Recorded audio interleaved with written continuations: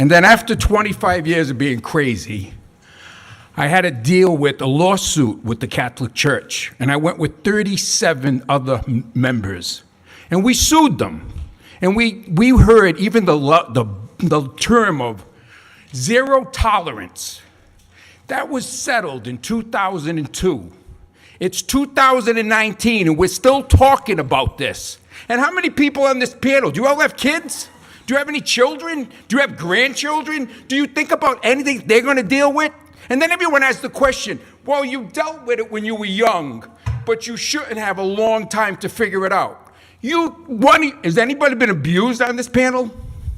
Because if you weren't, you don't know what it's like to be abused. And I got news for you. I'm 62. I spent my whole life taking care of this garbage that was dumped into me by the Catholic Church. And everybody's afraid in here to say that the church is a joke. The church is really a joke. And if you don't pass this law, that's a joke. Because the bottom line is the church is a con job. When I sued them, it wasn't me against the church. It was me against a corporation called the Providence Diocese. That's what it was. It wasn't a bunch of priests. And think about this. The Pope has to have a conversation with pedophile bishops in Rome this weekend and say, well, I think we should make a law or a ruling that how should these bishops proceed when they get back to their little cities, and how are they going to take care of the kids? What exactly has to be done for when someone's abused? You know what's going to be done? You get rid of the pedophile, period. It's not a complicated issue. You get rid of the pedophile. So for you guys to hesitate and think, maybe we should pass the law, that's a bigger joke than the church. And it's really disgusting that you all sit here. I started, picture this, I'm 62. At 11 years old, a piece of shit from Cranston, Rhode Island, a priest, Father Marcantonio, he's the jerk who did it to me. And he did it to a ton of other kids all along the country. And the only reason why I found out about it, because in the Providence Journal, there was an article that was written, and that's what lit me on fire when I was 35 years old, when I realized why I was crazy. But all of you sit up here and you all think, well, we're going to give the church too much protection. Let me tell you, the way you handle the church is the way all the other people are going to look at the way you handle them. So if the church, if some jerk in this room stands up for the church, I would love to meet them in the hallway, because it doesn't make any sense that if you really care for kids, you're going to stop this right where it is. You're not even going to hesitate. Tonight you should vote and say it's passed. You shouldn't even have to have a question about this bill. And this bill, I bet you, was still too easy. Because the bottom line, when you're a jerk and you take advantage of a child, I don't give a shit how old the kid is, but if he's a kid, he is a kid. And you're treating it like, well, they should be a little bit together and they should understand it and they shouldn't take 30 years to figure it out. Get abused. Or if one of your grandchildren get abused, think about it. Because it's really a joke the way we're all sitting here saying, we should not call the church. And I got news for you. This is very important.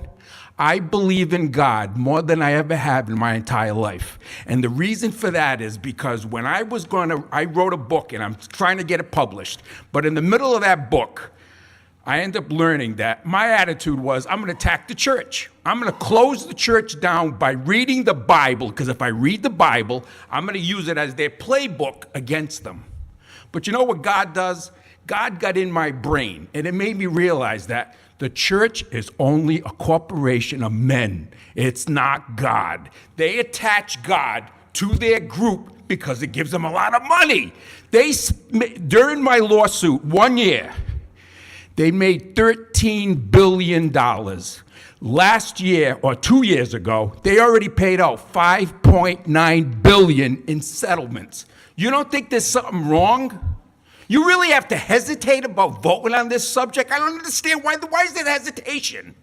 Is there any hesitation in any of you guys' minds? It doesn't make any sense. I wish you would tell me what else you need to know, because I know enough about abuse that I could talk you down to the ground about it. And not what I went through, because my wife died 2 years ago. She was abused by her father from 3 years old to 10 years old. She was destroyed.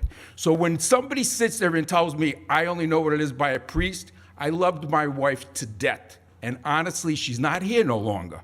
But the bottom line is why you hesitate to go for a vote like this? Why? I really don't even understand why there's a hesitation. It doesn't even make any sense. If you have children, you love children, why should you allow them to be abused? And then when they get abused, why would you cut their legs off and say this? This is the part that really don't make sense to me. Okay, let me get this straight. You could put that guy in jail, but you can't sue him and get any monetary value. Why? What's the reason? That person's got to live with all the abuse that was stuck inside their soul when they were little kids. And you just expect them to sit back and say, well, you know, Father Mark Antonio, he's in prison now. Mine died. Too bad. But he's in prison. But the whole thing is you can't take any monetary value, Pascal, because that's wrong. Really? Seriously? What about what he did to me when I was young? Does it matter? I don't even know. Does it matter? Yes, it does. Well, if it does, then why don't you just friggin' sign the bill? Why are we having this whole debate about nothing? It's a real waste of time. The bill should be signed automatically, and then next week you should make a stronger bill, because the church is a joke. It really is a joke. How the hell can you abuse kids in every state in the union? And if you guys don't know this, I don't know if you do, but in 2002, when we were suing the church, they offered us $20,000. And my lawyer said, what are you kidding? There was 37 of us. And then before you know it, you know why they changed their law? Was because Boston got busted. Because the church plays it just like they're supposed to, like a big corporation. Because the bottom line is they're not supposed to say, we're going to sue you in Rhode Island, now we're going to sue you in Massachusetts. No, so the church said, let's give them a bigger settlement, then they'll sign, then we'll close that case, now we'll go to Massachusetts. And whoever brought up Massachusetts before, they said 572 kids. No, it's over 1,100 kids in Massachusetts. And I would love to know, you really think in Rhode Island there's only 37 of us? There's a lot more. But the difference is I think Rhode Island is so corrupt because, and I hope you guys prove me wrong. I hope you vote this out, and I really do, because honestly, you're not doing it for me. I'm 62. By the time this is all done, I'll be buried. But the bottom line is you should be taking care of your own children, not mine. Everybody in this room has children related to them. Take care of the children. How can this be a question? I don't even understand how it could be a question. Now I'm going to shut up. Thank you, Pastor.